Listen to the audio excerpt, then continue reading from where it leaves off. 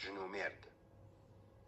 ئەی ژنان، ملکەچی مێردەکانتان بن هەر وەک چۆن ملکەچی مەسیحن، وەک چۆن مەسیح سەری کڵێسایە کە جەستەی خۆیەتی و خۆی ڕزگارکەریەتی، ئاوا پیاو سەری ژنە.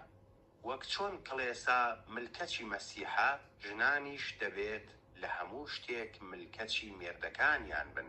ئەی مێردەکان، ژنەکانتان خۆش بوێ هەر وەک مەسیحیش کڵێسای خۆشویست و لە پێناوی خۆی بەخت کرد تاکو پیرۆزی بکات و بە شوشتنی بە ئاو لە ڕێگەی وشەوە پاکی بکاتەوە، بۆ ئەوەی کڵێسایەکی شکۆدار بۆ خۆی ئامادە بکات، لەکە و لۆچ و هیچ شتێکی ئاوای نەبێت، بەڵکو پیرۆز و بێگلەیی بێت.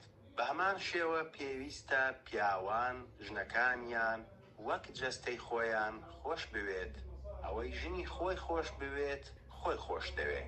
کەس ڕقی لە جەستەی خۆی نابێتەوە، بەڵکو نانی دەدات و بەخێوی دەکات، هەر وەک چۆن مەسیح بایەخ بە کڵێسا دەدات، چونکە ئێمە ئەندامی جەستەی ئەوین. لەبەر ئەوە پیا و دایک و باوکی خۆی بەجێ دەهێڵێت و بە ژنەکەیەوە دەنووسێت، ئیتر هەردووکیان دەبنا یەک جەستە.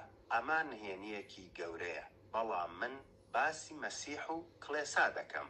ئێوەش با هەر یەکێکتان ژنەکەی وەک خۆی خۆش بوێ، ژنیش ڕێز لە مێردەکەی بگرێت. ئەمین.